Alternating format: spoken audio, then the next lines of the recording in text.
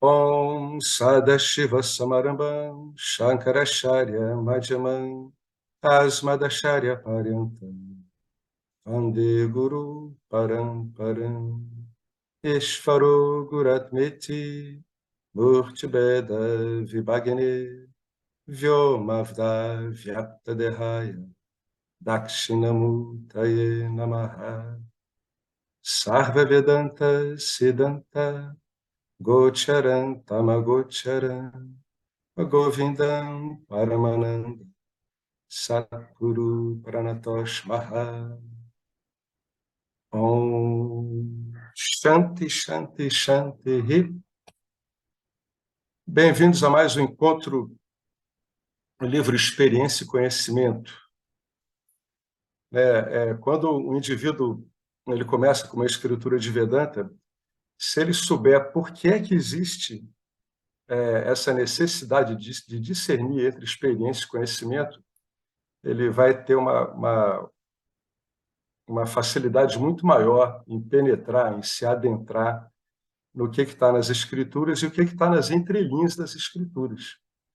Na verdade, muitas escrituras partem do pressuposto que já está claro para o estudante essa diferença, né?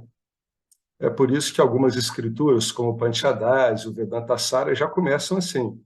O Vedanta é um meio de conhecimento. Então, eles estão pressupondo que o estudante sabe o que é esse conhecimento, do que se trata esse conhecimento, que é o único conhecimento estável possível, que é o conhecimento de si mesmo, já que todos os outros conhecimentos são objetos versando sobre outros objetos.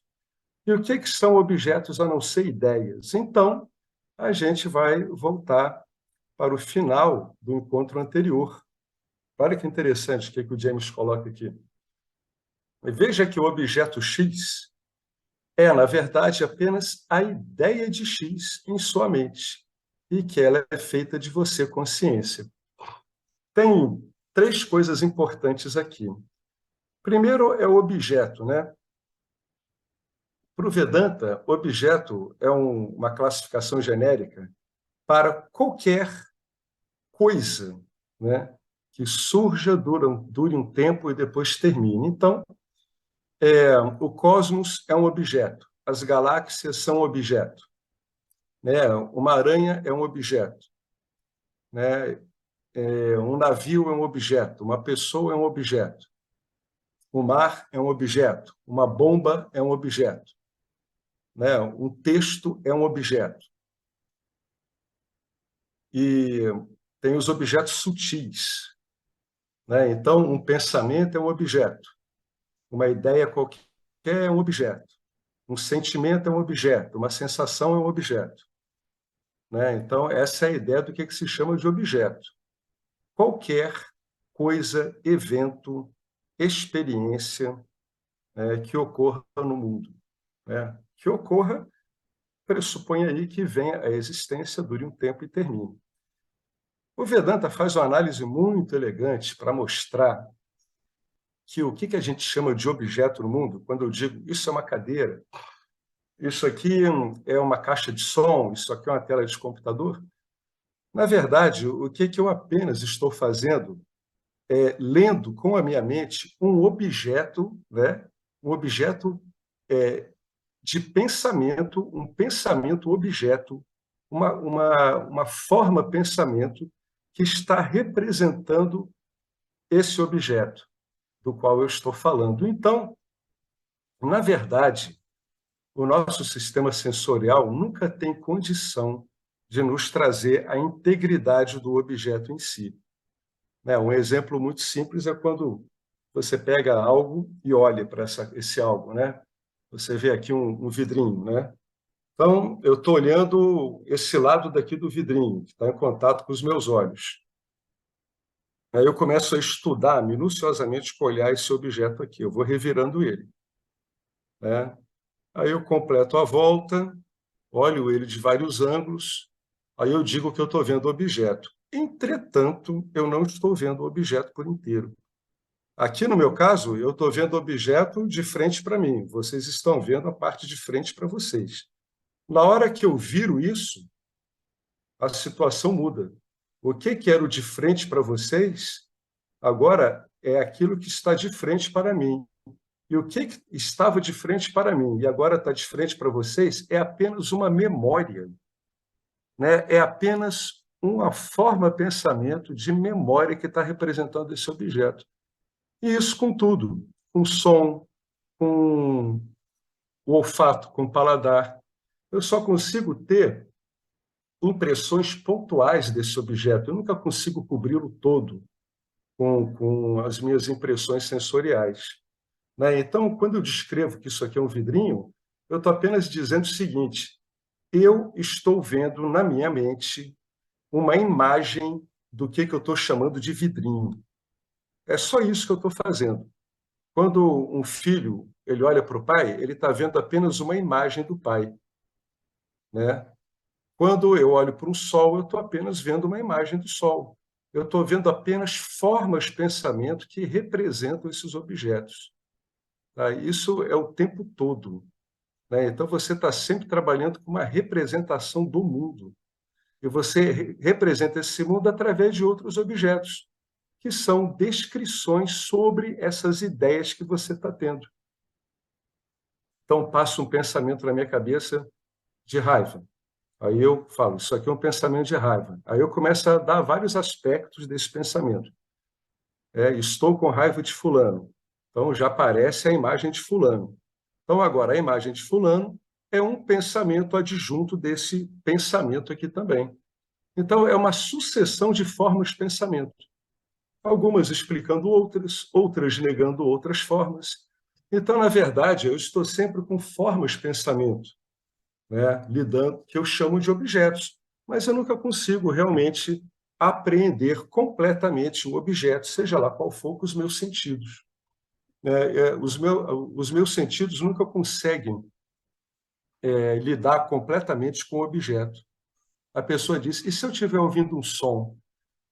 Não, porque cada hora você vai focar numa frequência daquele som, você vai focar num detalhe. Claro que quanto menos você tiver interpretações daquilo, mais você vai se aprofundar naquele som, mais ele vai lhe parecer inteiriço. Até que, se isso for feito com muita intensidade, a sua mente vai se absorver completamente na ideia que você tem daquele objeto. Isso é a meta do tipo de meditação chamada dhyana, né, na tradição meditativa, que a gente encontra em várias correntes indianas, como Sankhya, Vedanta, conhecimento védico em geral. Quando o indivíduo diz que a mente se fundiu no objeto, não, a mente foi tomada integralmente por aquela forma de pensamento. Aí o indivíduo está adorando uma deidade de Shiva. O que acontece? Ele foi absorvido pelo objeto? Não. E a mente se moldou completamente naquela forma de pensamento que representa aquela deidade. Então, nessa hora, o objeto, que é só uma forma de pensamento, e a mente se tornam um só. E você chama isso de uma fusão, né? Aí ocorre um samadhi. Por quê? Porque não tem mais nada nessa mente para mais outra coisa, a não ser aquela forma pensamento específica. Então, tudo é um jogo de sobreposições de pensamentos, de formas de pensamento. Essas formas de pensamento, girando na mente, é que vão lhe dar, a grosso modo, o que se chama de o mundo. Esse é o mundo que eu estou vendo, é assim que eu estou sentindo, é assim que eu estou falando. Ele é assim, ela é assim. Você viu a notícia de ontem? É uma sucessão de formas de pensamento em relação umas com as outras. Tá? Então, o tal do objeto X, que é aquilo que a gente falou, qualquer coisa que tem começo, meio e fim, é apenas uma forma de pensamento representando o X na sua mente. Agora, aqui vem o terceiro aspecto mais interessante. Para você dizer que é uma forma de pensamento na sua mente, é que você está conhecendo ela, né? Ela é conhecida de você. Isso quer dizer que aquilo ali é tão conhecimento para você quanto você mesmo, né? Ou seja, isso é feito de puro conhecer. Eu estou apenas tendo ciência ciência daquela forma pensamento.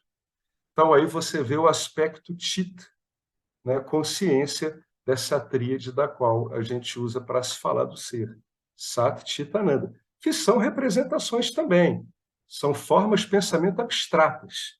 Nós não conseguimos defini-las em contornos sensoriais, trabalham no nível mental abstrato, né? Então, esse que é o interessante. O que a gente define como objeto, né?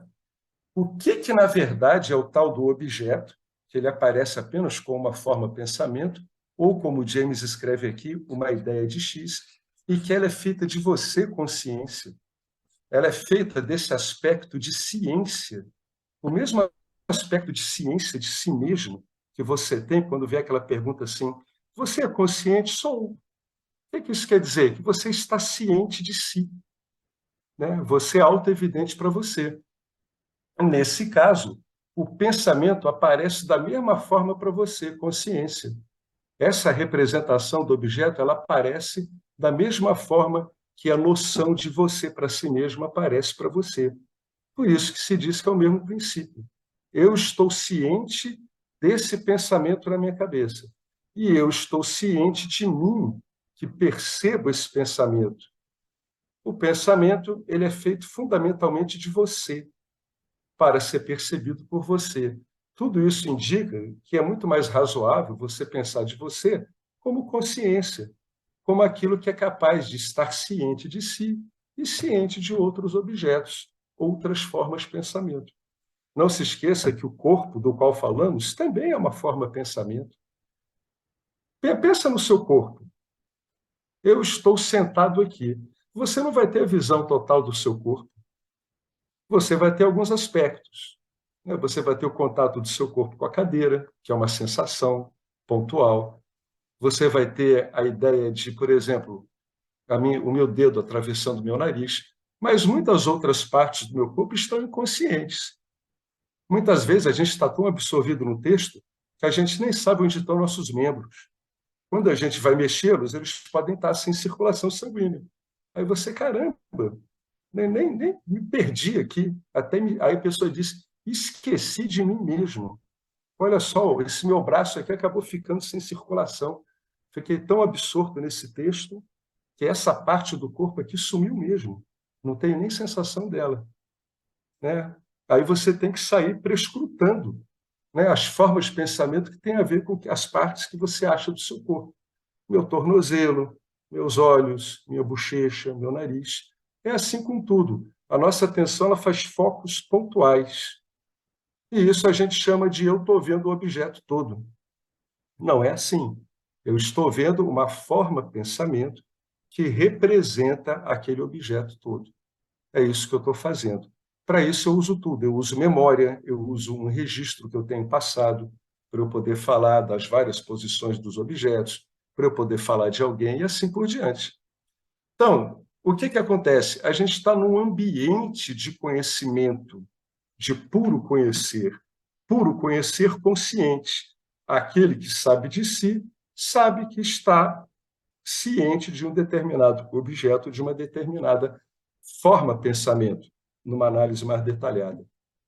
Tá? Isso aqui é muito interessante, pegar essa frase e explorar ela profundamente. Aqui, nessa frase, tem toda a análise de objeto do Vedanta, porque toda análise de objeto do Vedanta ela se destina a mostrar que essas ideias, essas formas de pensamento, são feitas da mesma natureza que você, consciência, né?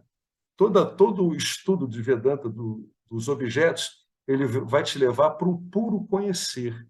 Ele vai querer dizer que esse mundo que você está dizendo que é um mundo, é, na verdade, apenas você olhando-se, né, através de outras representações, que são esse monte de objetos que são apenas formas de pensamento. Todo estudo legal do Vedanta, ele apenas diz o seguinte, que todo objeto, no fundo, é feito apenas de você mesmo.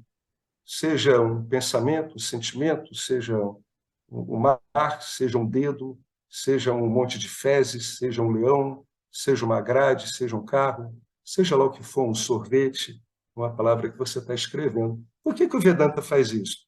É para quando você estiver contemplativo, olhando para o objeto, você entender que você está vendo algo feito de você. Para isso que servem essas coisas do Vedanta. É para a pessoa usar. Né? Você está na sua faina diária, né? Seus afazeres diários. Uma hora você para ali, você olha aqueles objetos todos que estão aparecendo. E o que isso te remete? A você, consciência. Você diz, caramba, tudo isso que eu estou dizendo, que eu estou vendo aqui, é uma representação de mim mesmo, consciência, aparecendo para mim como mim mesmo. Isso é um gancho que o Vedanta usa. Em geral, quando isso é feito de modo repetitivo, né, insistente ao longo do tempo, ele tem um efeito muito interessante.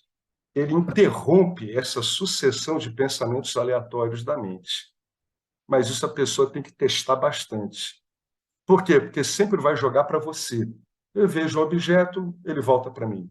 Eu vejo outro objeto, ele volta para mim. Eu ouço um som, ele volta dizendo que sou eu, consciência. Eu penso em categorizar alguma coisa, isso é bom, isso é ruim, essas qualidades são pensamentos, eu consigo me ver de novo nisso. Né? Esse é o uso diário que a gente pode fazer disso aqui. É um bom modo de se lembrar de si mesmo o tempo todo.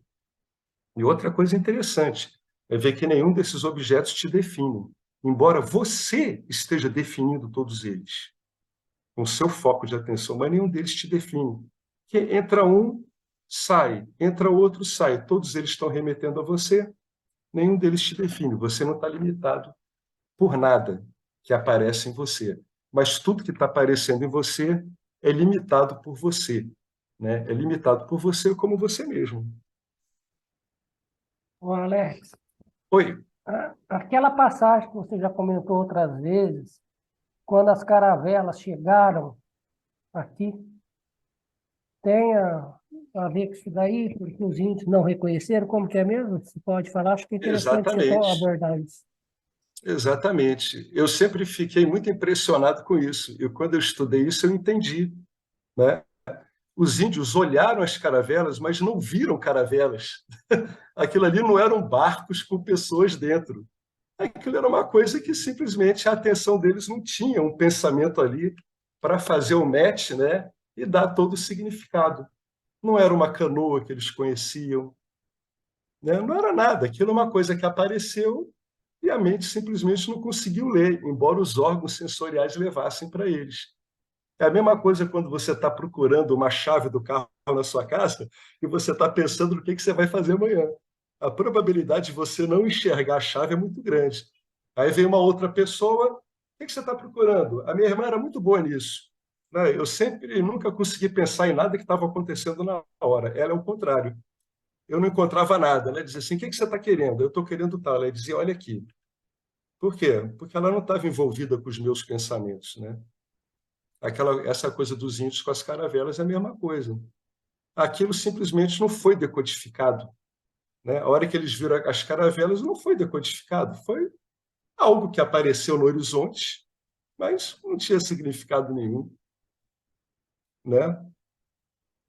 Não tinha um objeto, uma forma, pensamento neles capaz de fazer o match, né? Capaz de dizer, olha, aquilo ali é uma nave, né? Que está se aproximando, cheia de soldados. Não tinha isso. Não tinha isso mesmo. Uma outra construção dessa é aquele antropólogo, né, que eu já falei aqui, esqueci o nome dele, que ele estudava pigmeus na selva equatoriana do Congo. Né? E o seu alcance visual numa selva é muito pequeno. Né? Se você chegar a 20 metros, é muita coisa, 30 metros. Né? E esses pigmeus, eles eram proibidos pelas tradições deles de adentrar a savana. Então, eles nem chegavam a ver a savana. Mas esse antropólogo ele queria encontrar com povos que habitavam as savanas, né? Que ele já tinha prometido para esses povos que ele ia voltar lá depois de um tempo. Então ele aproveitou que já estava lá e foi ao encontro deles. Então teve um pigmeu que guiou ele.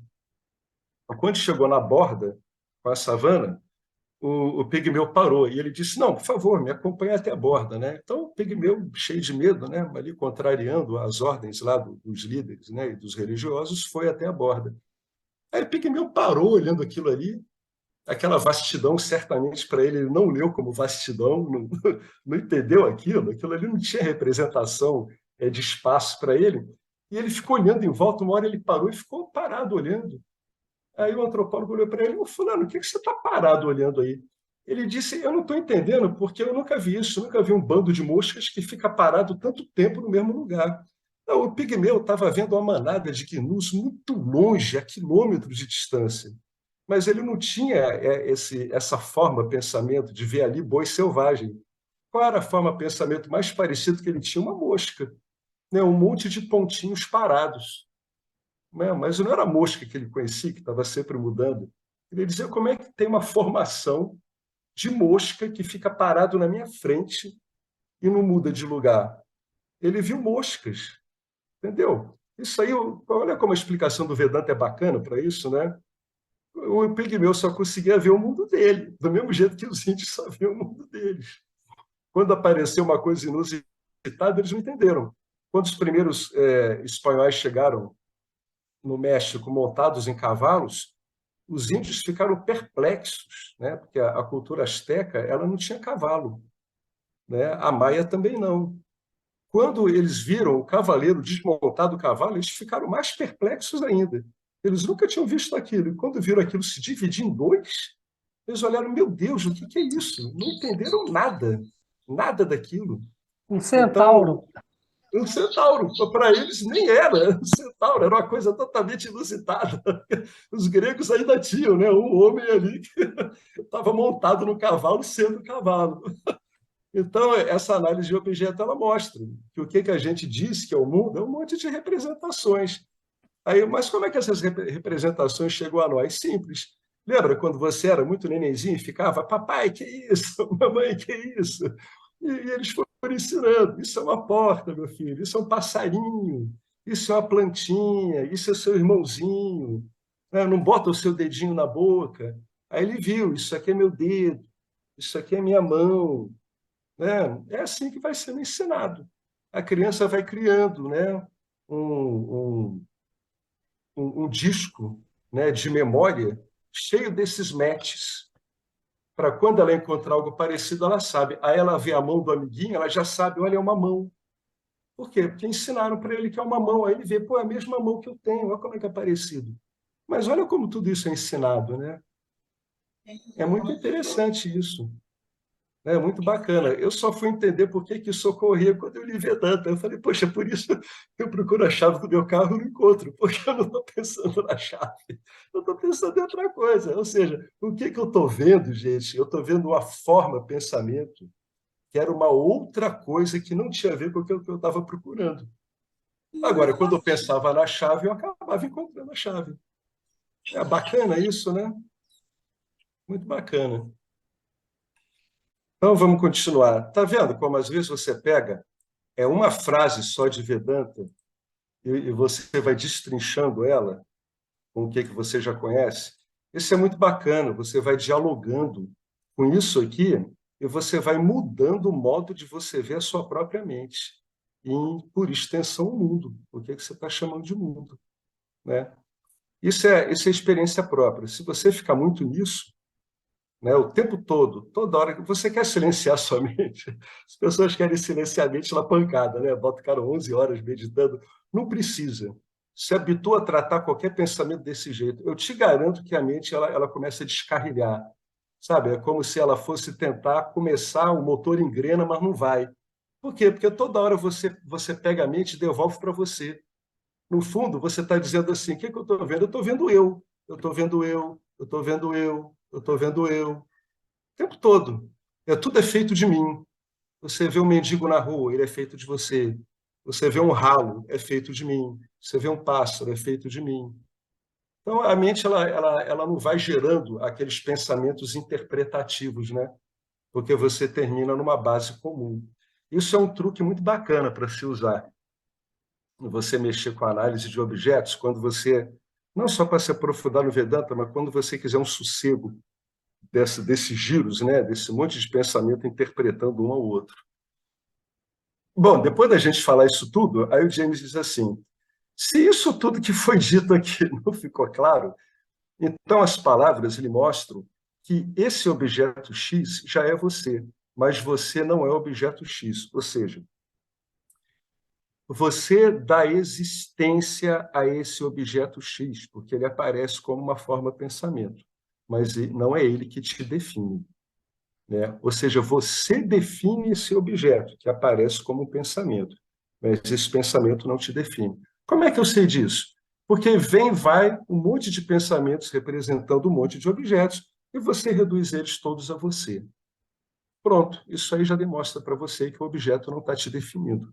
O pensamento que representa o objeto, falando de um modo mais vedanticamente correto, sempre te remete a você. Então, ele não está te limitando, já que qualquer forma pensamento remete sempre a você, né? Então, se isso não estiver claro, então as palavras me mostram que esse tal de X, esse objeto X, que na verdade é uma ideia, já é você, fazendo com que você analise a percepção cuidadosamente. Pronto, ele deu o resumo aqui. O que é que estamos fazendo? Estamos analisando a percepção cuidadosamente. O que é que isso quer dizer? Que estamos estudando a nossa experiência ordinária, ao invés de estar interessado em seguir com a experiência. Nesse caso aqui, seguir com a experiência é dar guarda, né? É dar acolhida a esse monte de pensamentos sobre as coisas. Uma experiência que eu estou pensando de alguém. Fulano é X, é Y, ele fez tal comigo, fez não sei o quê. O que é que eu estou experimentando? Estou experimentando um monte de impressões, objetos, formas de pensamento sobre uma forma pensamento que representa uma pessoa. Mas o que é que isso acontece? Se eu for olhar essa percepção cuidadosamente, tudo isso vai ser devolvido para mim, consciência. Então, eu não sigo com a experiência, eu estudo a experiência. Eu estou compreendendo a minha experiência através da ótica do Vedanta. Isso é um dos exemplos, assim, a diferença entre um experimentador e um conhecedor.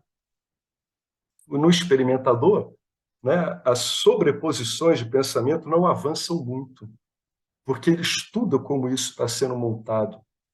Quando você observa os estágios da percepção, você vê que o objeto X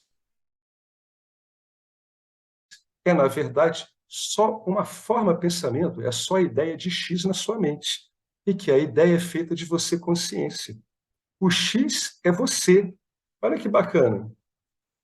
Isso quer dizer, no fundo, que o que se chama de objeto é você. Se esse objeto já é você, você verá que o desejo por ele é desnecessário e vai parar de buscá-lo. Isso aqui vale uma contemplação profunda de muitos meses. É a busca que está aparentemente separando você do seu ser. O que ele está querendo dizer aqui? Que você entrar na experiência de busca por você mesmo, na experiência em si, querendo obter estados, né? Outros modos de lidar com o entendimento que você tem de si mesmo através da experiência, isso impede você ver que isso já é você. Né? Por quê? Porque a sua atenção agora ela vai ficar pulando. Em vez de você deixar, pela análise do objeto, que a sua atenção volte sempre para você, que nem uma mola que você estica, ela volta, né? Ela agarra no pensamento, você solta do pensamento, ela volta para você. Boing, boing. Em vez de você deixar isso, você continua agarrando a sua atenção nesse objeto tal, que é fulano, e agora agarra na ideia que eu tenho de fulano, que ele não é bacana, ou então naquele dia que foi uma pessoa muito legal. Então a minha atenção fica quicando. Quando a minha análise do objeto é bem feita, a minha atenção volta para mim sempre. Olha a diferença, né? Então a mente vagueia menos, muito menos. Isso é a busca. Isso aqui é a busca. Se agora você apanhar esses objetos que a gente está tratando aqui como objetos mais bem definidos, como uma pessoa, né, uma vontade de se divertir, por exemplo, e coloca um objeto mais abstrato, qual é a minha ideia de libertação? A minha ideia de libertação é a epifania que eu tive em um determinado tempo. A minha ideia de libertação é aquela onda de amor que eu tive em um determinado tempo. É aquela hora em que eu estava fazendo uma oração e eu me absorvi na oração. Se você trata todos esses objetos, né, da sua ideia de liberdade como você mesmo, a sua busca acaba e você volta para você mesmo. Pronto, bingo, você encontrou você mesmo. Agora você vai ter que se acostumar com isso, né? Você vai ter que ver, vai ter que compreender que a sua busca acabou. Porque você está buscando você mesmo o tempo todo, e você encontrou. Esses objetos não são diferentes de você, eles são você mesmo. Aí entra a ideia de felicidade do Vedanta, né? Se a felicidade estivesse nos objetos, bastava uma pessoa entrar com o objeto X, outra pessoa entrava com esse mesmo objeto X, e todos estariam, né, completamente felizes e permanentemente felizes com esse objeto. Mas não. Aí o Vedanta mostra, não. É você que impregna tudo isso com o que você tem de atrativo, que é o Ananda, né? Esse é o gosto que eu tenho pelas coisas. Eu estou impregnando tudo isso. O amor que eu sou vai virando desejo por objetos quando ele não é olhado com cuidado, né? Então, esse é um outro modo de você olhar também os objetos como você mesmo. Então, aqui nesse caso, a busca acabou. Olha como é que tem material de Vedanta aqui, que a gente já estudou em tantas escrituras, né? Se esse objeto X já é você, você vai ver que o desejo por ele é desnecessário. O que você verá? O que? Você vai compreender profundamente, muitas vezes num insight inquestionável, que o desejo por objetos não tem como te completar, porque, na verdade, quem dá vida a esses objetos é você. Você que significa eles. Por isso que ele botou aqui, né? E se você está obcecado com a experiência, tentando buscar a sua ideia de libertação, então é essa busca que vai fazer com que você fique aparentemente separado de você mesmo. E você não vai estar vendo os objetos como você. Vai estar vendo esses objetos sutis, que representam a sua ideia de liberdade, como aquilo que tem que ser alcançado, e não como aquilo que é você. Ah, uma epifania sou eu? É. Mas a epifania me delimita? Claro que não. Você está aqui, a epifania já foi embora. Né? A coisa, o Vedanta ele é muito óbvio, ele vai muito pelo senso comum. Né? Você que está aqui, a epifania já foi embora. O que era aquela epifania, então? Tecnicamente, aquela epifania foi um reflexo muito bem sucedido numa mente, naquele momento, muito satívica. Aí por que dá tanto efeito diferente? Por causa das suas vássanas, por causa da composição, né, do que estava na mente naquela hora, qual era o tipo de carga satífica que estava lá, e por motivos desconhecidos que a gente não sabe. Né? Então, o que você experimentou com uma epifania libertadora, né, que a pessoa diz, eu experimentei o ser, não é nem o ser, né, porque o ser não pode ser experimentado pelo próprio ser, a não ser que a gente faça aquela redução do conhecimento à jatavada. Né? Mas, experiencialmente, a gente, para falar para pessoas que estão envolvidas com a experiência, não adianta falar desse jeito. Não, você não experimentou o ser. O Vedanta tem essa explicação elegante.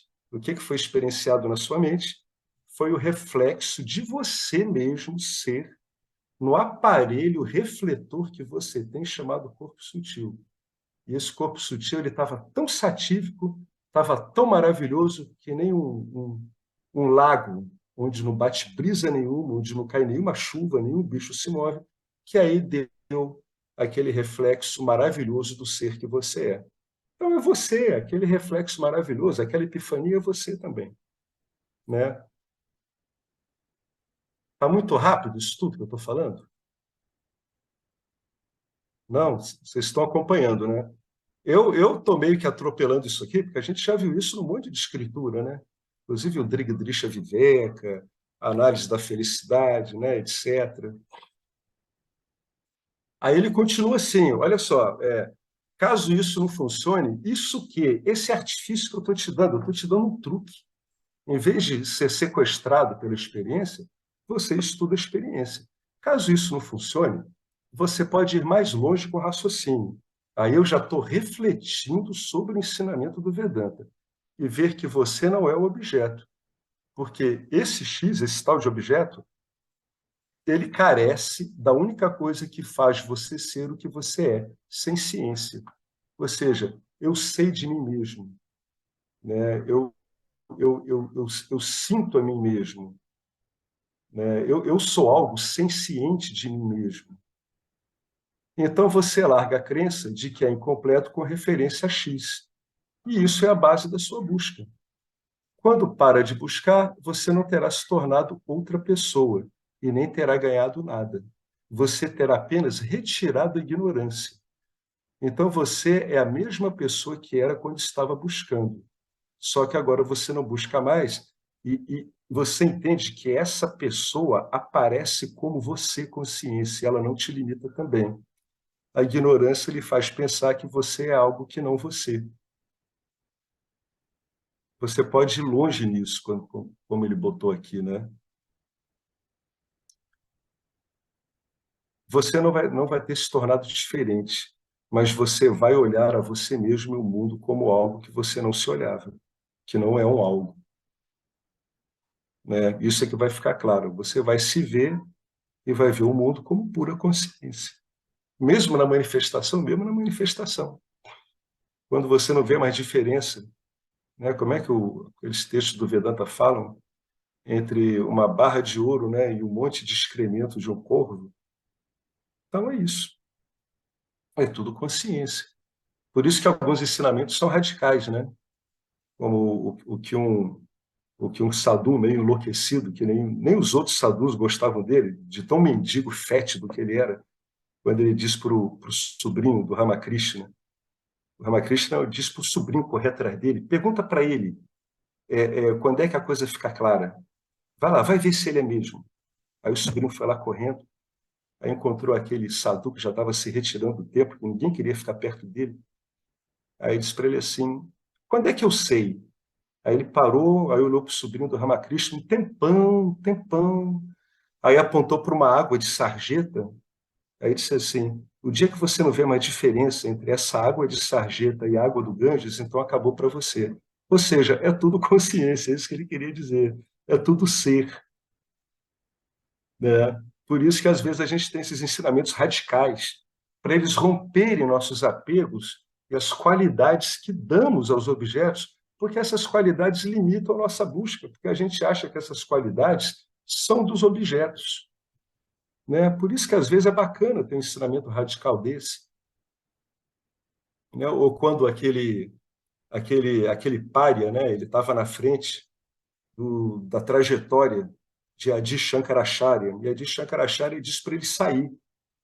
E aí o Paro olhou para ele e disse assim, mas quem vai sair de onde? Né? Como quem está dizendo assim, monge, você está se referindo ao quê? A um objeto? Você é um Brahmane, acorda!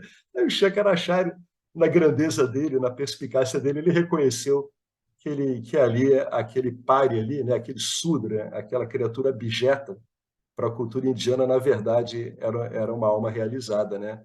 Que estava ali mostrando para ele a realização, né? Então, ali para ele foi um momento decisivo. É por isso que tem esses ensinamentos radicais, para ver se a gente rompe esse monte de qualidades que a gente vai dando para esses objetos. É tudo um jogo interno, é um monte de pensamentos versando sobre outros pensamentos. É isso que esses ensinamentos radicais querem dizer. O dia que você vê uma poça fédida, com a mesma qualidade que o Rio Ganges, acabou para você. O que ele está querendo dizer? O dia que você vê que tudo isso é consciência, acabou para você. Não tem mais muita conversa, agora é ficar nisso e aprofundar. Ou seja, agora é ficar no nididhyasana. O nididhyasana ele é eficaz quando você viu. Agora você fica lá. E mesmo assim vai ficar chocado com muitas coisas com o passar do tempo. Né? Se alguém quiser comentar alguma coisa, aí, Como, como aí é diz o, só di- interromper. como Oi. diz o ditado, quem ama o feio, belo lhe parece. Exatamente. Sabedoria popular, Tá vedantina. vendo? Ó, puro Vedanta, ó, tá Quem vendo? ama, quem ama o Quem ama o feio, belo feio, lhe parece. belo lhe parece. Quer O que dizer, ele está está tudo querendo na dizer? consciência da pessoa ali, né? A Pois é, projeção que ela faz e tudo. tudo. É um jogo interno, né? A cada corpo sutil. É só dele. O mundo é sem atributos.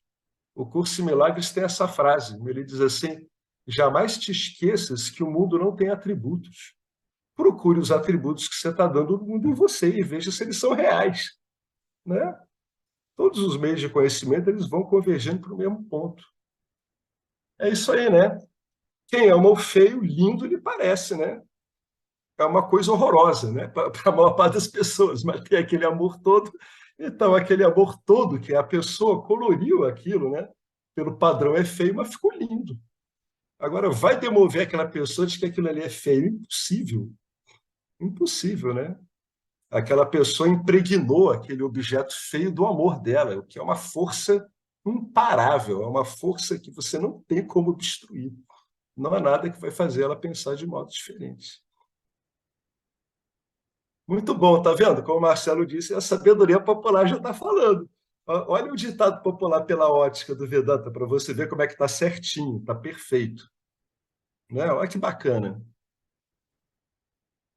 Ele vai entrar num ponto aqui que é muito importante para o Vedanta, tá? Para que a gente não entenda que a criação ela é uma transformação do ser. Tá? Ah, não, Deus aparece transformado nesse monte de coisa. Não, olha que coisa interessante aqui, ó. O ser não entra no mundo material, ele projeta o mundo material. Qual a consequência disso? É que o ser não se modifica, né? Não se modifica, não há modificação no ser. O que aparece, o que surge é uma aparência. Aí como é que o Vedanta explica o surgimento dessa aparência? Por Maya, né? Maya é esse poder inerente ao ser que faz aparecer em si isso que a gente chama de mundo material, que não tem realidade própria, né? Vamos ver como é que ele vai lidar. Nossa, tem coisas aqui enormes. Vamos lá. A gente vai dar um intervalo aqui, mas vamos ler esse primeiro trecho do e-mail. O ser é não nascido e imutável. Repara que ele está sempre falando com base no que ele conhece. Né? Em última instância, não tem nem sentido dizer que o ser é não nascido. Mas ele está falando daquele. Essa pessoa está arrumando a mente dela, ela está organizando. Olha, o ser é não nascido e imutável.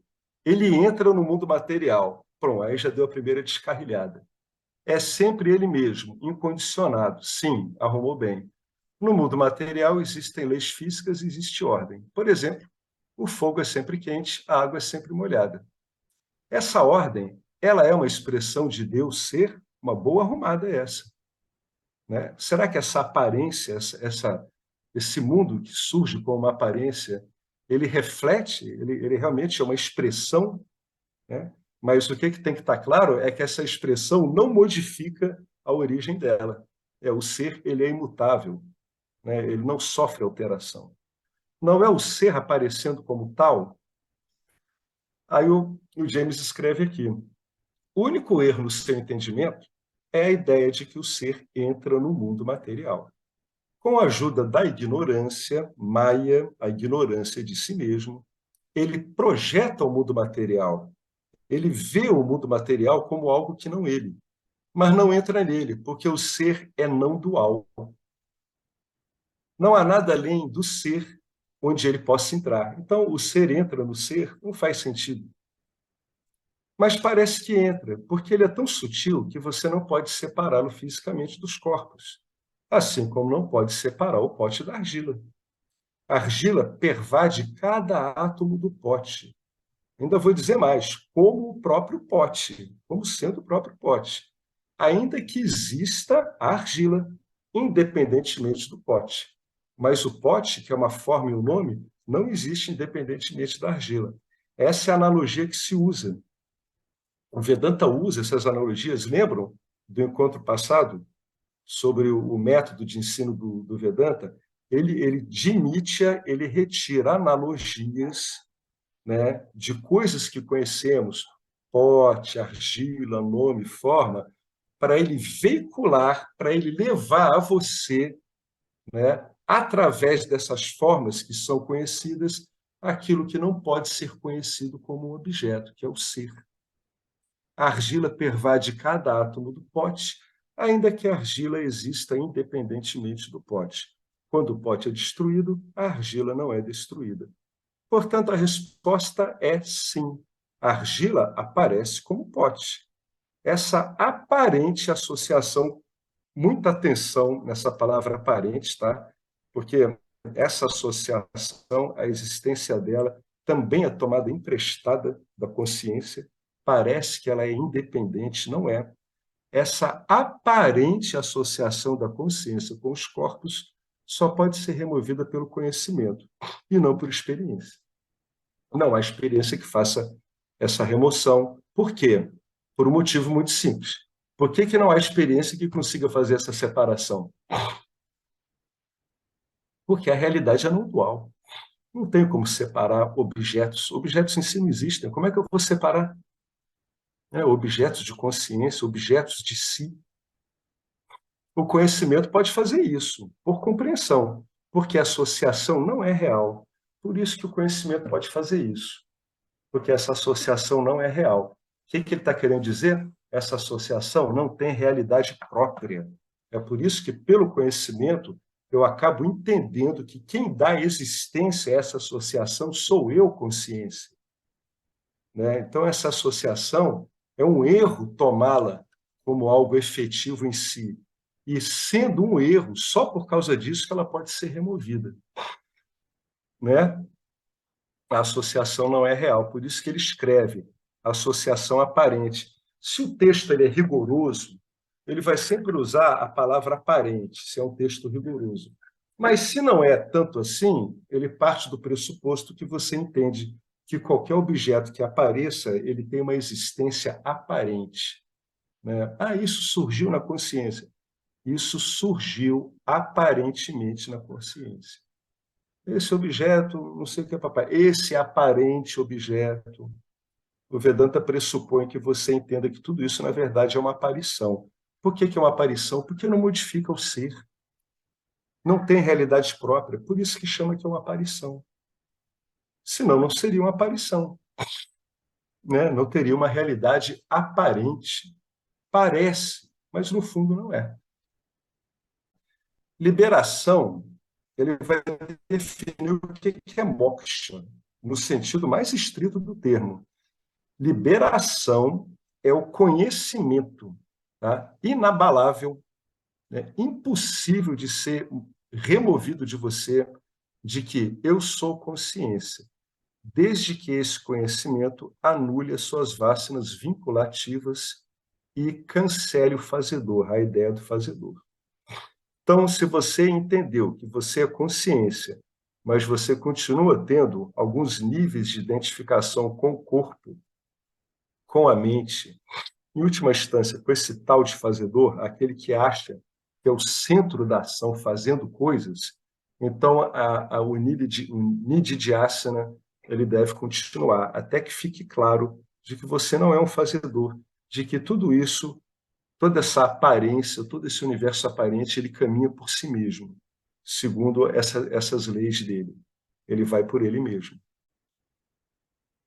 Então, depois do James aqui, ele definir, né, o que é a liberação com essas salvaguardas aqui, ó, né, é um conhecimento. Por isso que a pessoa tem que saber bem do que o Vedanta está dizendo.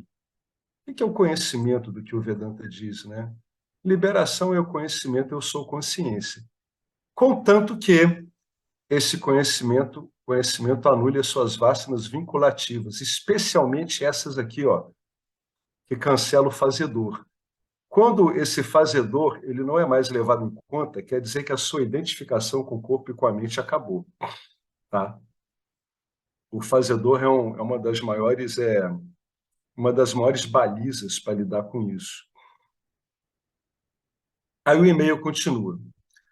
Não é possível que alguma coisa real possa acordar comigo, se ela já não estivesse presente durante o sono profundo. Aqui é a análise pelo sono profundo. Eu suponho que essa é uma humilde versão da declaração de Ramana. Descobriu que você era antes de seus pais terem nascido. Então eu comparei os três estados e percebi que a única coisa que resiste ao fogo do estado de sono profundo, né, o estado de sono profundo queimar, eliminar todos os objetos, a própria atividade mental, é simplesmente o ser, intocado pela experiência e independente dela. Há ser nos três estados. Porém, já que não há objetos ou sujeitos de qualquer tipo no sono profundo, podemos descartá-los, todos eles, como absolutamente reais. Por isso que o Vedanta gosta tanto da análise do sono profundo, né? Porque na análise do sono profundo, a sua mente está em off. E qual é a vantagem do sono profundo? É que ele é uma experiência que existe em todo ser humano. Toda noite o ser humano entra em sono profundo. Então ela está ao alcance, faz parte da experiência ordinária do ser humano. Por isso que o Vedanta usa tanto isso. Às vezes não fica muito claro para o estudante a importância dessa abordagem pelo sono profundo. A primeira vez que eu ouvi sobre o sono profundo foi ouvindo um sábio indiano, que era meio ovelha negra, né? Até porque ele não seguiu realmente uma posição que a gente entenda como sábio, né? Ele acabou virando delegado de polícia, mas continuava ensinando, que era o Atmananda Menon, né? E ele foi a primeira vez que eu vi alguém chamando atenção para isso. E eu não compreendia a importância de se estudar com cuidado o sono profundo, né? Depois de muitos meses, eu finalmente entendi por que ele estava usando o sono profundo. É porque realmente havia algo que não era a mente, que sabia, né, que não tinha acontecido nada. Ficou o registro do nada. Por quê? O registro do nada é o registro seguinte: a mente está desligada. Algo sabe disso. Fica claro que nada apareceu. Ou seja, fica claro que a mente não funcionou, se a gente for olhar de um modo mais rigoroso. Está claro que o corpo sutil não foi ligado, ele estava desligado. Então tem que ter algo ali que conheceu isso, né? Isso eu demorei muitos meses, porque naquela época eu não estava habituado a isso. Eu achei muito estranho essa abordagem. Depois eu vi que ela fazia um sentido tremendo. Aí que a gente vê que existem outros modos de se conhecer. Não é apenas pelos modos que a gente conhece da mente, né? O conhecimento ocorre na mente, mas ele chega muitas vezes na mente de um modo direto. A compreensão de que você é ser consciência é assim. Ele aparece de repente na sua mente, puf, né? Não é em decorrência de uma elaboração mental, é como se fosse uma revelação. Ele aparece desse jeito. E depois a pessoa tem que ficar nisso, né? Fica claro isso, né? Então tem outros modos dessas coisas chegarem ao entendimento, né? Então é isso, isso é bom a pessoa ir refletindo sobre isso, que ela começa a questionar o modo dela de compreender e ela começa a ficar mais aberta aos modos, às alternativas de compreensão que o Vedanta traz, né? Aí o e-mail continua, né? Eu vou ler a última frase. Há ser nos três estados, mas uma vez que não há objetos ou sujeitos de qualquer tipo no sono profundo, a mente está desligada, podemos descartá-los todos eles como absolutamente reais. Não tem realidade em si. Sim, esses sujeitos e objetos são a forma que a consciência assume, botou entre aspas, muito bem botado, durante o estado de vigília ou nos sonhos, mas eles só podem ser reais como ser, ou seja, são reais por serem feitos da consciência, mas não como objetos ou sujeitos independentes. Está indo muito bem.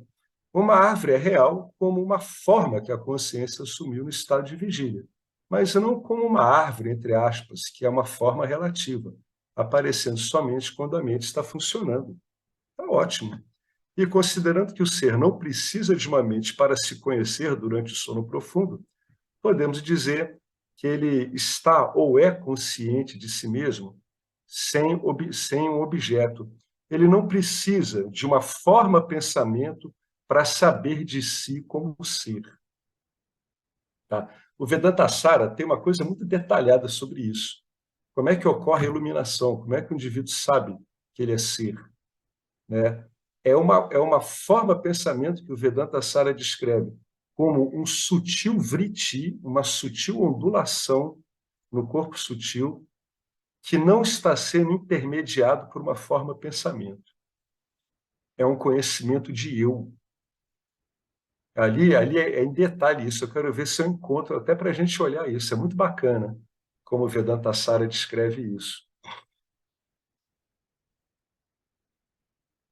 Ou seja, ele não está preso ao espaço e tempo. Ele não precisa de uma forma. não tem começo nem fim e não tem forma. Mas isso também implica uma verdade chocante. Significa que todas, e digo todas mesmo, as noções espirituais, práticas, explanações, iluminações e desiluminações, tal como a de Suzanne Segal, isso foi muito famoso e tem até no YouTube isso. Tradições, caminhos, deuses, misticismo, né, visões, yogas, religiões, etc., não apenas sugerem a existência de um eu separado, que de fato não existe, mas todas pertencem somente ao estado de vigília. Elas não têm como ser absolutamente reais. Elas são reais apenas como expressões relativas do absoluto e manifesto. É a mente, que não está presente quando não há espaço e tempo, que sobrepõe as ideias espirituais sobre o manifesto, onde, por definição, não há mente alguma, ou seja, não há objeto ou sujeito espiritual. Não há nada disso como algo separado. A existência de tudo isso que a gente viu em cima é apenas tomada emprestada da consciência. São apenas ideias, é isso que essa pessoa está querendo dizer. São apenas ideias. Algumas dessas ideias são úteis, são conducivas, né, à liberação, ao conhecimento de si mesmo, e outras não. Aí depende do que o estudante está querendo. Né? Ela continua. Me senti aliviada, mas também enganada de alguma maneira. Caramba, por que essas tradições não começam com a verdade óbvia, que nossa verdadeira natureza deve estar presente nos três estados? Por que elas não fazem análise dos três estados, como o Vedanta faz? Por que não? Qual o problema? Isso iria imediatamente libertar os alunos da expectativa de tentar chegar em algum lugar, de precisar praticar, da ideia de um eu que tem que evoluir, do drama, do sofrimento terrível que Suzane sentiu quando seu estado de iluminação desapareceu. Aí ela escreveu aqui: eu acho que a Suzane estava de alguma forma identificada com um novo estado de consciência, um novo estado mental, na verdade, com sua iluminação no estado de vigília, e não identificada com aquilo que permitiu que ela experimentasse o seu novo estado mental.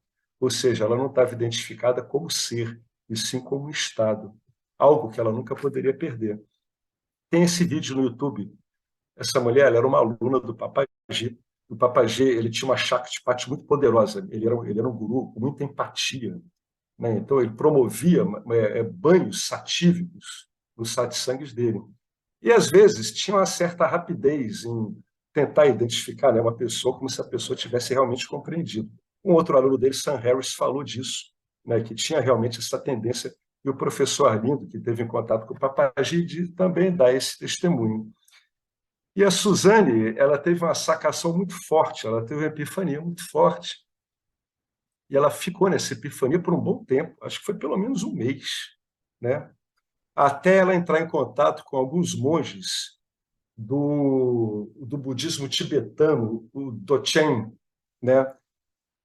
E eles, né, mostraram para ela, um deles mostrou para ela que, na verdade, o que ela chamava de iluminação ali era um monte de pensamentos sobre um fato que tinha ocorrido há um mês atrás. E isso dava grande regozijo à mente dela. É isso que eles mostraram para ela, de que ela estava pensando sobre isso. Ela não tinha se dado conta de que ela estava pensando. Aí o monge até disse para ela: quer ver? Vamos ver quanto tempo você fica sem pensar nisso. Eu espero aqui do seu lado. E em pouco tempo ela estava pensando. Isso dava para ela um grande barato, né? Ela entrou numa epifania muito longa, né? Durou um bom tempo. Quando ela se deu conta disso, né? Imediatamente ela parou de alimentar isso. E aquele estado, né, orgiástico, epifânico, ele acabou. E ela ficou profundamente decepcionada. Isso está documentado. Não o momento em que ela se desencantou, mas o momento em que ela teve aquela contemplação poderosíssima com o Papagê. Eu acho que no YouTube tem isso. Será que alguém pode ver? Se eu soubesse que tinha essa parte. Suzane. É só botar Suzane Segal, Papagi. Vale a pena ver isso, né? Para vocês verem ali uma experiência, né?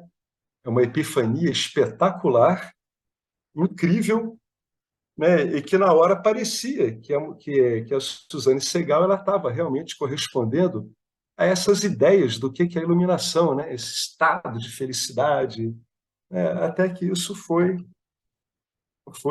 derrubado, né? Suzane Segal Papagi. Deixa eu ver se aparece aqui.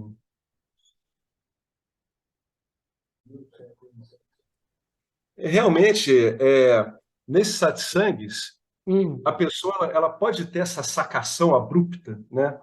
Eu sou ser, etc, etc. A coisa vem muito forte.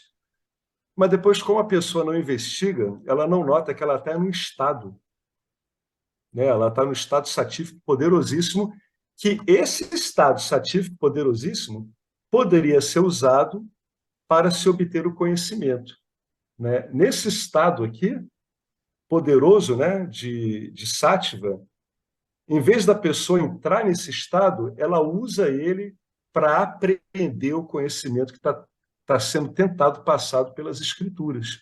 Então, seria um ótimo estado para ela se debruçar em cima de uma escritura, por exemplo. Né? Todo esforço de tornar uma mente satívica é para, quando ela lê uma escritura, aquilo entre bem nela, especialmente essas escrituras que tratam das declarações últimas do Vedanta, né? Eu sou Brahman, eu sou a consciência única, né? Um sem o segundo, imutável, imperecível.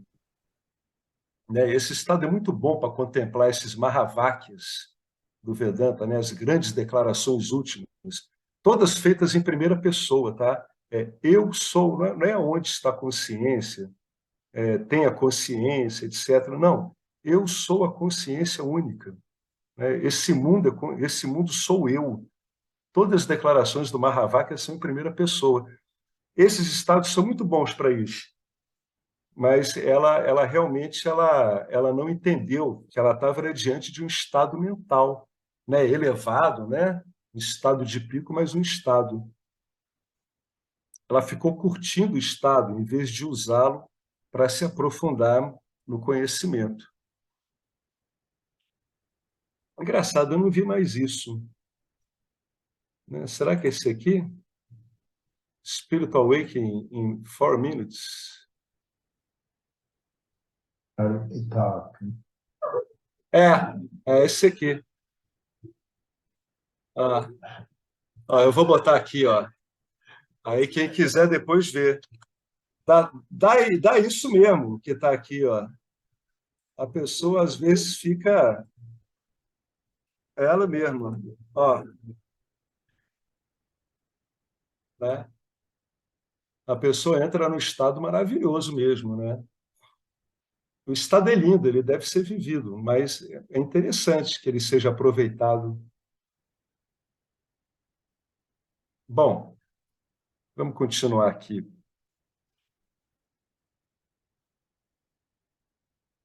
Eu me lembro disso, iluminação instantânea em 4 minutos. Cadê? Bom, aí a mulher continua aqui, ó. Por isso que ela disse, ó, eu acho que a Suzane estava, de alguma maneira, identificada com um novo estado mental, com a sua, abre aspas, né, iluminação do estado de vigília, e não com aquilo, o ser, que permitiu que ela experimentasse esse seu novo estado mental, né? Ou seja, algo que ela nunca poderia perder. Ou seja, ela ficou no momento experiencial, isso não virou conhecimento. Né? Aí faltou um pouquinho de toque didático, né? Para permitir que esse estado mental elevado pudesse veicular o conhecimento do que ela era. Aí o e-mail continua. Onde estão as experiências fora do corpo, as experiências de quase morte, as luzes do bardo, né? Do livro dos mortos, as energias de Kundalini, os gurus, etc., durante o sono profundo? Quem medita? Para onde ir? Eu percebi que apenas o ser sem esforço é eu percebi que apenas o ser sem esforço é, que não há nada a fazer ou pensar, e também que qualquer experiência, não importa o quão profunda ou quão elevada, é apenas mais uma encenação da consciência. Até mesmo as visões mais angelicais, que levam ao suicídio o mundo dos nomes e das formas. A pessoa descarta isso nesse momento, devido a um estado mental elevadíssimo. Isso faz algum sentido? Pode ser assim tão fácil ou estou indo longe demais, cedo demais? Quero dizer, eu sei que você veio de uma tradição que tem o manifesto na mais alta estima, Mitya. O Vedanta usa muito Mitya, com muito respeito. Ele estuda Mitya profundamente para que Mitya veicule o ser. Porque eu não posso falar do ser, mas eu posso falar de Mitya cancelando a ignorância de que Mitya é real em si. Não estou negando o manifesto, apenas estou sugerindo que, na verdade, até lhe escrever esse e-mail parece um sonho insubstancial. Obrigada antecipadamente. Como sempre, qualquer opinião ou conselho serão muito apreciados. Aí o James começa, faz total sentido tudo isso que você escreveu. O que você está fazendo aqui chama-se manana, constatar a existência do ser através da razão. Está em completa harmonia com a escritura, no caso, o Mandukya Upanishad, que é o que trata aí, o professor Arlindo viu no seminário, que trata dos três estados. É a essência do Vedanta. Tudo que falta agora, para você que me escreveu esse e-mail, é se identificar com a consciência. Talvez você já tenha feito até isso. Embora a última declaração, eu deveria focar naquilo que pervade todos eles, me faz entender que você tem um outro passinho a dar. Sua conclusão está correta. Você deve focar naquilo que pervade todos eles. Mas o que é aquilo? Do ser como manter a mente na consciência. Ou seja, naquilo que pervade todos os estados. Isso também é chamado yoga. A atenção da pessoa deve permanecer no ser. Com qual finalidade? Com a finalidade de contemplação. Olha só, por que contemplar? Para compreender. Então, a atenção ela é voltada a si mesmo, como quando a gente viu lá em cima, na análise lá do objeto, Você pega todos os objetos para remeter todos eles a você, consciência, para você ficar como você permanece, você se apresenta como ser, você fica como ser. Para quê? Para que você, ficando nisso, a compreensão de que você é o único ser existente fique clara. Não é que, é que a consciência seja sua, não é isso. É que o que você chama de consciência é única e é a mesma em tudo e todos. Para isso que serve essa contemplação. Esse pulo ele é dado na contemplação. Essa é a minha consciência, que eu estou aqui testemunhando tudo. Você vai primeiro ler isso como a consciência testemunhante. É o recurso que o Vedanta tem, ele vai chamar isso da consciência testemunhante. Aí você vai dizer assim, pô, mas isso aqui, a sacação é quando o intelecto, o discernimento, ele percebe que isso não é dele. Para o intelecto fica claro que só há um eu, só há um centro no mundo que não está definido no espaço e no tempo. Isso vem quase como sem pensamento, embora tenha um vriti, tenha um pensamento muito sutil, que vira compreensão no corpo sutil, no intelecto. É o último passo do intelecto. Ele vai discernindo tudo e, no final, ele percebe que aquela consciência que ilumina ele, intelecto, não é dele. E que ele é que é iluminado por essa consciência única. Ela é impessoal. Essa é a última sacação. É aquele pensamentozinho, é aquela modificação sutil, quase imperceptível, não é intermediada por uma forma de pensamento, é algo que vem como se fosse uma sacação. Põe! É a mesma coisa, não tem dentro, não tem fora. Pode vir de várias formas, Tem gente que fica claro assim, caramba, isso não tem dentro, não tem fora. Isso aqui são só como se fossem uns vasos permeados pelo mesmo espaço. Aí começam as analogias que o Vedanta puxa de Nietzsche para tentar explicar, para tentar, pelo menos, retirar, né, aquelas concepções mais errôneas, mais difíceis, né? O uso da analogia do espaço é muito bom. Aí o James arremata aqui. Por que eu tenho que contemplar? Por que ficar no ser como ser? Para que essa sacação veja, para você compreender que é o um sem o segundo, que essa consciência não é sua do ego, ela ilumina o ego, é a mesma que está iluminando todos os egos, é a mesma que atravessa tudo, que só tem ela. Tá? Essa é a compreensão final. Então, é claro que qualquer prática de meditação aqui, né, ela pode ajudar muito a pessoa, né? Até mesmo aqui, né? Até mesmo não, né? O mindfulness pode ser muito útil aqui. Meditações com objetos, sem objeto, meditações na respiração. A pessoa que está habituada a meditar, ela pode ter uma facilidade em permanecer em ser, em si mesma, sem muita flutuação mental. E nessa ausência de excesso de flutuação mental, né, ficam apenas movimentos muito sutis. Então, o corpo sutil dela está muito bom para levar para refletir adequadamente a consciência. E aí vem essa compreensão no Budi, no intelecto. Caramba, isso aqui é iluminado por eu único, só tem um eu único.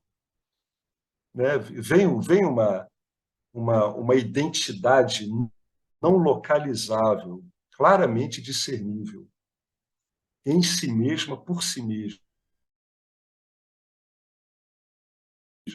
Embora isso não esteja correto, não está certo falar isso. Né? Muito bacana que essas últimas frases do James, muito boas. Alguém quer comentar sobre isso que a gente falou aqui agora? É uma sacação, né? É uma revelação mesmo.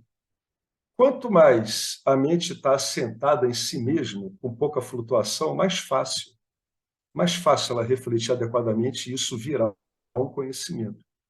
No caso da menina ali, né, do vídeo, que vocês podem ver depois, ela entrou num êxtase, né, contemplativo ali, que infelizmente, né, talvez não tenha modificado demais a mente dela e esse conhecimento não veio. Em geral, quando dá uma epifania muito forte dessa, ela é tão avassaladora que a pessoa ela é capturada e sequestrada pela experiência, né? São experiências realmente de pico, são espetaculares, né? Mas aí o conhecimento se perde. Vocês veem Ramana na experiência dele, ele teve uma experiência de quase morte, mas ele não entrou na experiência. Ele quis compreender aquela experiência. Ele veio assim, ele disse: quem morre? O que morre? Né? O Ramana, ali, aos 16 anos, ele mostrou que ele tinha uma vassina por autoconhecimento fortíssimo. Né? Ele não se deixou levar pela experiência. Ele estava interessado em saber o que estava vendo aquela experiência. Como assim quem morre? A morte está ocorrendo? Como assim? Então, quem é que morre? Para quem ocorre a morte? Né? Ali ele não foi um experimentador, ele foi um conhecedor. Por isso que às vezes eu digo que usar Ramana como exemplo é complicado, né? Porque vocês estão diante de um baita de um gênio espiritual, né? Umas coisas que a gente consegue fazer só agora, ele fez espontaneamente com 16 anos. Então, é tipo Mozart, sabe? Tocando uma sinfonia com 8 anos de idade, 6. É o mesmo nível de comparação, né? Só que um é um gênio musical e o outro é um gênio espiritual. Então é complicado, né? Então, a Ramana, como o professor Arlindo diz, é uma boa fonte de inspiração, né? Mas nunca se esqueça que é gênio, né?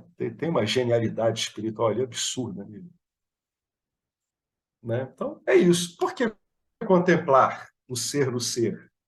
Né? Para que isso vire conhecimento, né? Para que você, contemplando ou não, saiba que você é o ser, onde a contemplação ocorre, onde a contemplação de si mesmo ocorre, né? Alguém quer comentar alguma coisa?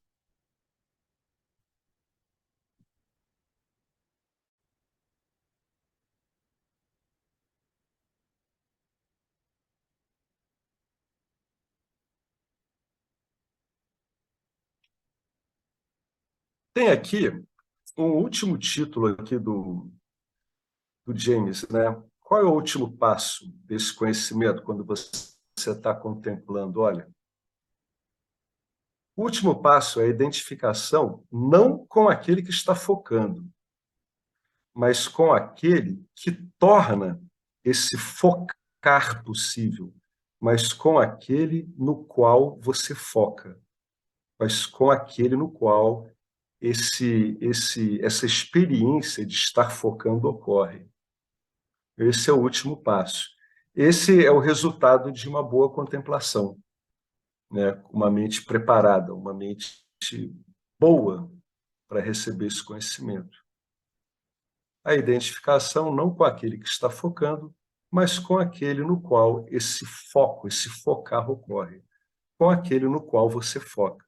Você, né, corpo sutil, está focando no ambiente que é o seu verdadeiro eu, né, o eu impessoal. Então, o último passo é essa identificação com esse ambiente, entre aspas, né, que se resume a si mesmo. Nesse caso aí, a identificação com o corpo ela vai embora, né? Ela some. Você agora tem um centro que não é localizável especificamente em espaço-tempo nenhum, né? Seria uma circunferência com infinitos centros, se a gente pudesse usar a linguagem geométrica. Como é que você definiria o ser em relação a um círculo? Imagina um círculo com infinitos centros, né? Cujos limites sejam infinitos. Isso também é o quê? É uma analogia. Então, tudo é centro, né? O campo dármico ele tem esse centro em si mesmo, né? Você tem esse centro em si mesmo. A pessoa do seu lado tem esse centro em si mesmo, né? O espaço entre duas pessoas tem esse centro em si mesmo. Esse é o coração que se fala nas escrituras, o core, né? Que foi traduzido para o inglês e que significa âmago e que para o português muitas vezes vem como coração. É o coração das escrituras que aparece, né? O coração do lótus, o lótus no coração, né? É o conhecimento desse âmago de tudo, que não é localizável, mas que é o centro de tudo. Esse múltiplo centro, né? Com infinitos centros, com um raio infinito, né? E com uma definição infinita, pervadindo tudo. O último passo, uma vez que a mente esteja focada no manifesto, a mente esteja repousando em si mesma, ou seja, sem muitas flutuações mentais, que é apenas uma palavra chique para você, que é o tal do manifesto. Sim, você é o manifesto. É se identificar não com aquele que está focando, mas com aquele no qual você foca. Liberação é o conhecimento firme e imediato, né? Ele tá disponível imediatamente em qualquer experiência. Não como produto de Mano, Shravana, nada disso. Ele é instantâneo. E esse instantâneo, ele ocorre depois de um bom tempo de nididhyasana, né? Liberação é o conhecimento firme e imediato. Eu sou consciência, desde que ele torne suas vasanas não vinculativas e cancele o fazedor, nesse caso, aquele que está focando. Susan Segal foi apanhada na visão experiencial da iluminação, o que quer dizer que ela pensou que a iluminação era algum tipo de experiência. Ela teve uma epifania, se identificou com a bem-aventurança e sentiu-se infeliz quando, depois de várias semanas, essa experiência acabou. Esse ensinamento só vai fazer sentido para buscadores espirituais avançados. Não é algo que você possa ensinar a pessoas de nível básico, que estão presas nas experiências do estado de vigília, né, nas epifanias, né, como essa de Susan Segal. Eu sugiro que você consiga meu novo livro, Como Atingir a Iluminação, a Visão da Não-Dualidade. É Vedanta tradicional em inglês moderno e claro. Vai lhe dar o quadro geral, explicando a diferença entre Satya e Mithya, que você chama de manifesto e manifesto. Né? Vai explicar a natureza da iluminação e as qualificações necessárias para a iluminação. Ou seja, em última análise, qualificação para a iluminação é como deixar a mente conduciva a isso. Tá? Tem pessoas que têm mais facilidade, outras nem tanto, e tem vários modos, a gente já viu aqui em vários outros encontros, não só desse texto, como de vários outros, O Vedanta tem muito recurso para isso, né? Essas práticas que podem tornar a sua mente bem satírica, né? E bem disposta a ficar lidando com esse tipo de revelação. Isso deixará claro para você as limitações das tradições espirituais fora o Vedanta. Também tem uma análise formal dos 3 estados no capítulo 12 do meu livro, Como Atingir a Iluminação. Essa análise formal, o professor Arlindo conduziu muito bem aí no seminário do Mandukya Upanishad, que é a base, né, do estudo do Vedanta em cima dos 3 estados. Então, eu vou parar por aqui. A gente deve terminar esse capítulo no encontro que vem. E eu já praticamente terminei de traduzir o capítulo 3, que, aliás, ele é pequeno, não é gigante como esse, né? Isso aqui é um capítulo gigantesco. Alguém quer comentar alguma coisa sobre isso que a gente falou aqui? Como sempre, nesse livro a gente fala de vários assuntos, né? Então, porque ele dá umas abordagens generalizadas, né? Trata de assuntos, cruza, né, várias abordagens entre si.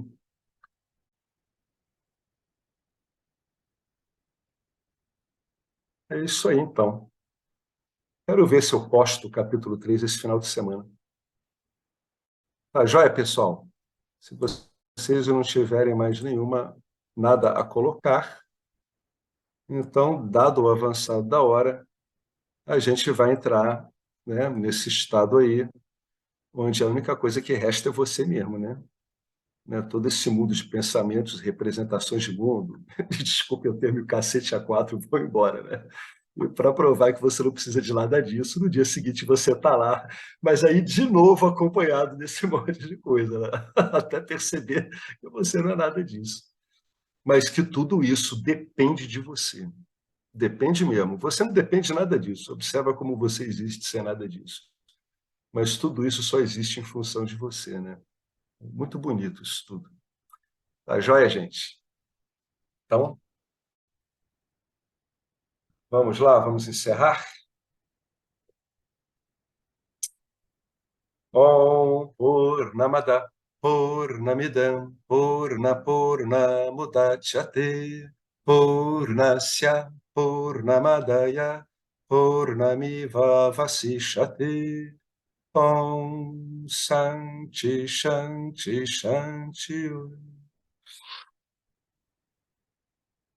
Gratidão a Ishvara, gratidão ao Vedanta, gratidão a todo esse esforço na realidade aparente, feito por essas estruturas aparentes, para eliminar a nossa aparente ignorância com relação à nossa verdadeira natureza. Tudo de bom para vocês, uma bela noite. Tchau.